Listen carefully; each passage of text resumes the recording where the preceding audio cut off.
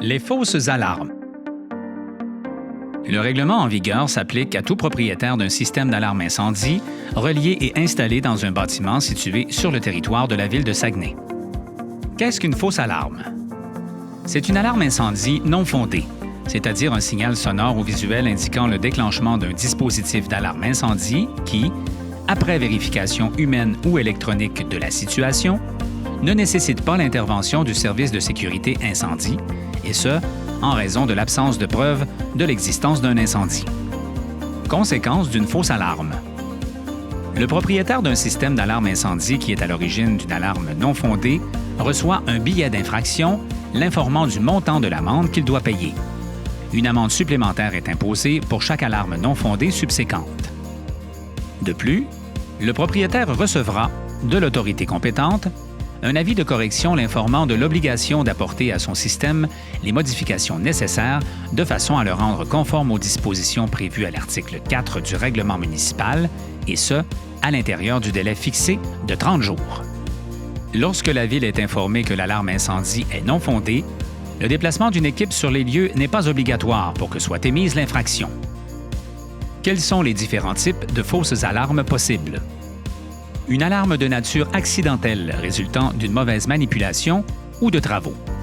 Une alarme déclenchée intentionnellement ou malicieusement par une personne sans fondement. Une alarme causée par la détection de fumée légère provenant par exemple d'une cigarette, d'une vapoteuse, d'une chandelle ou d'aliments surchauffés, ainsi que de chaleur ou de vapeur. Une alarme provoquée par une panne électrique, un problème de ligne téléphonique ou un coup de bélier du réseau d'aqueduc, une alarme résultant d'une composante ou d'un système d'alarme incendie défectueux, et finalement, une alarme déclenchée en raison d'une mauvaise installation du système, d'une modification inadéquate ou de composantes incompatibles. Quoi faire pour éviter les fausses alarmes? Communiquez avec votre compagnie d'alarme pour vous prévaloir du déclenchement différé de l'alarme. Tous les systèmes d'alarme reliés visés par l'article 4.1 doivent être munis de l'option de déclenchement différé de l'alarme. Cette option doit être activée afin que l'occupant des lieux puisse bénéficier d'un premier délai d'au plus 30 secondes et d'un deuxième délai d'au plus 90 secondes, préalablement à la transmission de l'alarme au centre de télésurveillance, lui permettant de vérifier le fondement de l'alarme. Ceci fait, vous disposerez du temps nécessaire pour annuler la transmission du signal au service de sécurité incendie, ce qui vous évitera de recevoir un constat d'infraction. Mais pourquoi cette réglementation?